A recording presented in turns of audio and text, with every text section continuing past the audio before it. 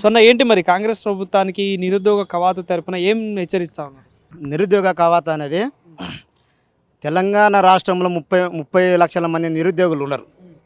కానీ సీఎం రేవంత్ రెడ్డి ఏమంటాడు, నేను జాబులు అందరికీ ఇవ్వలేను అంటాడు. జాబులు అందరికీ ఇవ్వమనిలేడు. ఎన్ని ఖాళీలు ఉన్నాయి 2022లో నోటిఫికేషన్. ఆ నోటిఫికేషన్ ఏం చేశారు అంటే వాళ్ళు ఇచ్చిన కేసీఆర్ ఇచ్చిన నోటిఫికేషన్ ఓన్లీ ఫిలప్ చేసారు. మీరు ఎగ్జామ్ పెట్టి ఫిలప్ చేసారు. నీవు వచ్చిన తర్వాత ఒక్క నోటిఫికేషన్ ఇట్లా ఇవ్వలే. మొన్న అంటున్నావు రీసెంట్గా, మొన్న ఏదో గ్రూప్ 3లో అపాయింట్మెంట్ లెటర్ ఇచ్చినప్పుడు అంటున్నావు అశోక్నగర్లో ఏం మాట్లాడుతారు, చిక్కడపల్లిలో ఏం మాట్లాడుతారు, ఓజీవులో ఏం మాట్లాడుతారు అనే విషయాన్ని నాకు తెలుసాను. మళ్ళీ తెలిసినప్పుడు జాబులు ఎందుకు ఇస్తలేవు? మళ్ళీ వాళ్ళ సమస్యలు తెలుసు, వాళ్ళ బీదరికం తెలుసు, వాళ్ళకు ఒక పూట ఆనందం నీకు డబ్బులు ఉన్నాయని తెలుసు. నీకు తెలిసినందుకు 4 ఏళ్ళ నుంచి ఖాళీలు ఉండే ఏర్పడ్డాయి, మస్తు ఖాళీలు ఉండే. ఇప్పుడు 2 లక్షల ఉద్యోగాలు ఇస్తామని ఆ రోజు నిరుద్యోగులను వాడుకున్నారు. ఎవరు? బల్మూరు వెంకట్ కానీ, రియాజ్ సార్ కానీ, కోదండరామ్ సార్ కానీ, ఇలాంటి బడా నాయకులు, చిన్న చిన్న నాయకులు చాలామంది వచ్చారు, విద్యార్థులను రెచ్చగొట్టారు. ఆ రోజు పోలీసులు ఎందుకు రాలేదు? కేసీఆర్ గవర్నమెంట్ మీ లేక పోలీసులు ఏం పెట్టలే ఎక్కువ. ఆ రోజు మీరు వచ్చారు అంటే, ఆ రోజు మీరు వస్తే ఒక న్యాయం, ఈ రోజు మేము కొట్లాడితే ఒక న్యాయమా? ఇప్పుడు మిమ్మల్ని ప్రతిపక్షాలు రెచ్చగొడుతున్నారు అంటున్నారు కదా. ప్రతిపక్షాలు రెచ్చగొట్టడం లేదు. ఆ రోజు మేమే ఉద్యమాలు చేసినాం. ఉద్యమాలు చేసి కేసీఆర్ గవర్నమెంట్ ఫైట్ చేసినందుకు ఈ రోజు నీ గవర్నమెంట్ వచ్చింది. ఆ రోజు నిరుద్యోగుల వల్లనే నువ్వు గవర్నమెంట్ గెలుచుకున్నావు. ఈ రోజు అదే నిరుద్యోగులు మళ్ళీ ఫైట్ చేస్తారు. ఎందుకంటే నువ్వు వచ్చినాక 2 లక్షల ఉద్యోగాలు ఇస్తాను, 2 లక్షల ఉద్యోగాలు ఇవ్వలేదు, అందరికీ ఏమి ఇవ్వని చెప్తలేము. అందుకోసమని ఫైట్ చేస్తున్నాం. మళ్ళీ చేసేది నిరుద్యోగులే, మళ్ళీ అడుగడుగున పోలీసులు పెడుతున్నావు. అంటే ఇది ప్రజారాజ్యం, ప్రజాప్రభుత్వం అను. పోలీసులు లేకుంటాడు, ప్రజాప్రభుత్వం ఏడా ఉంది? నువ్వుగా కేసీఆర్ కన్నా మించిపోయాను. రజాకారు లేక పోలీసులను పెట్టినావు. అడుగడుగున పోలీసులే 30-40 మంది పోలీసులు చిక్కడపల్లి లైబ్రరీలో 4 రోజుల ముందే బిఫోర్గా పోలీసులను పెట్టి విద్యార్థులకు చదువుకోకుండా డిస్టర్బెన్స్ చేస్తారు. ఒక లైబ్రరీ అంటే పోలీసులు రాకూడదు. అది మాకు ధర్నేసే హక్కు ఉంది, మాకు కొట్లాడే హక్కు ఉంది. తెచ్చుకున్న గవర్నమెంట్ మేమే కాబట్టి మేము కొట్లాడతాం, మేమే ప్రశ్నిస్తాం.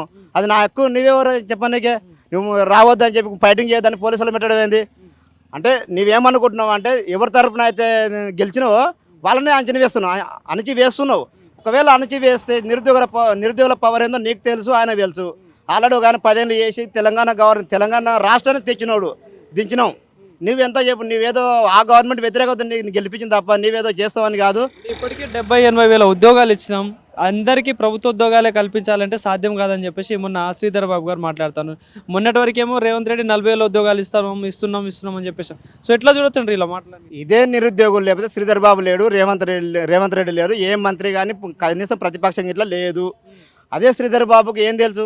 నిజంగా నీకు సిద్ధశుద్ధి ఉంటే, ఒకవేళ నిజంగా నీకు నిరుద్యోగులను తెలిస్తే లైబ్రరీకి రావచ్చి. లైబ్రరీకి ఇంతమంది లైబ్రరీని వాడుకున్న ఆ రోజు గెలిచిరే. ఈరోజు లైబ్రరీకి ఎందుకు వస్తలేరు? ఎందుకు భయపడతారు? ఓయూకి వచ్చినప్పుడు సెక్యూరిటీని పెట్టినావు. నేను ఒక్కనే వస్తానన్నాడు ఓయూకు. మళ్ళీ ఎందుకు అందరిని గన్మేన్లను తెచ్చుకున్నావు, పోలీసులను తెచ్చుకున్నావు? సెకండ్సారి మొన్న అశోక్నగర్ వచ్చినప్పుడు ప్రతి ఒక్కరిని అరెస్ట్ చేసినావు. అంటే నిరుద్యోగులను ఎందుకు అరెస్ట్ చేస్తున్నావు? ఆ రోజు నిరుద్యోగులు లేకపోతే నీ గవర్నమెంటే లేదు. నువ్వు స్ట్రైట్ చేసి వచ్చి షాపింగ్ మాల్ నీ హోదానే నా షాపింగ్ మాల్ ఓపెన్ చేయడం. షాపింగ్ మాల్కి వస్తారు ఒక ముఖ్యమంత్రి అన్నాడు. నీ ఏంది నీ హోదాకు దగ్గరలు రావాలి. చిన్న చిన్న షాపింగ్ మాల్కి వస్తారు. రేపు చిన్న ఫంక్షన్ హాల్ పెడతాడు, అది తిననీకి పోతావు. మళ్ళీ ఇది ఎంతవరకు అంటే నీకు అవగాహన లేదని నాకు అర్థమైంది. మళ్ళీ ఎన్నో 4 శాఖలు నీ దగ్గర పెట్టుకున్నావు. విద్యాశాఖ అని తెలుసా అంటావు. విద్యాశాఖ గురించి ఏం తెలుసు నీకు? తెలిస్తే ఈ జాబులు ఎందుకు వేయవు? మళ్ళీ అంటే వీళ్ళు ఏంటంటే గెలవనకు ముందు మేము మంచిగా అంటారు, గెలిచినాక నా చేత కాదు అని ఇండైరెక్ట్గా చెప్తుర్రు. ఇదే ఇట్లే కంటిన్యూషన్ అయితే నీ గవర్నమెంట్ కూలిపోయే రోజులు అయితే దగ్గర పడితే గుర్తుపెట్టుకో. నిరుద్యోగులను గురించి మాట్లాడడం కాదు, మాటలు చెప్పడం కాదు, నిరుద్యోగులు న్యాయం చేసి మాట్లాడు. నేను అది చేస్తా ఇది చేస్తా మన ప్రభుత్వం అంటున్నావు, తీసుకొచ్చి పోలీసులు పెడుతున్నావు. నేను చేస్తాను చేసి చూపి, చేయకుండా అయితే రాగులు. ఒకవేళ నువ్వు చేసినట్టు 70 వేల ఉద్యోగాలు వేసినామంటారు కదా, ఆ 70 వేలు వేసినట్టు నిరూపించు. క్యాలెండర్ అన్నావు, క్యాలెండర్ ఎక్కడవే? క్యాలెండర్ అని ఏదో పేరు చెప్పి బస్ యాత్ర చేసినావు. ఆ రోజు బస్ యాత్ర నువ్వు ఎట్లా చేసినావు?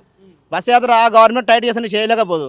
ఇవాళ మేము ధర్నాలు చేస్తాను ఎందుకు వద్దంటాడు? మళ్ళీ ఈ రోజు ఎందుకు వద్దంటాను? ఆ రోజు నువ్వు బస్ యాత్ర ఎట్లా చేసినావు? మళ్ళీ ఇగో ఎవ్వరు వస్తలేరు. పదవులు వచ్చినాక, పదవులు రాకముందు వాడుకున్నారు విద్యార్థులు, నిరుద్యోగులను అందరినీ వాడుకున్నారు. పదవులు వచ్చినాక ఎవ్వరు వస్తలేదు. కనీసం రియాజ్ సార్ రమ్మను, ఇవాళ లైబ్రరీకి ఒక కోదండరామ్ సార్ రమ్మను, లేదు ఎవరు బల్మూరు వెంకట రమ్మను.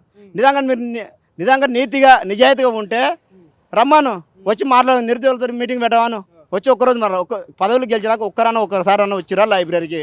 లైబ్రరీని వాడుకొని లైబ్రరీ తరఫున మంత్రులు అయ్యారు, పదవులు తెచ్చుకున్నారు. ఇవాళ ఎందుకు వస్తారు లైబ్రరీకి? మళ్ళీ అంటే లైబ్రరీ ఆ రోజు మా ముద్దు, ఈ రోజు చేయడము విద్యార్థులు, లైబ్రరీ పరిస్థితి తెలుసు. ఆ రోజు అన్నం ఇట్లా ఉంది అట్లా ఉందని చెప్పినాడు. మళ్ళీ ఇవాళ ఎందుకు అన్నం మంచి వెటీస్లో గవర్నమెంట్ గెలిచినాక? ఆ గవర్నమెంట్ ఒకరికే నువ్వు ఒకటే అని నేను హెచ్చరిస్తున్నా. గవర్నమెంట్ మాత్రం ఖచ్చితంగా నిరుద్యోగులకు ఇట్లా 2 లక్షల ఉద్యోగాలు ఇవ్వకపోతే నీదే మూల్యం చెల్లించుకుంటావు. ఎవరు అవసరం లేదు, నిరుద్యోగులు అనుకుంటే ఏదైనా చేయగలుగుతారు.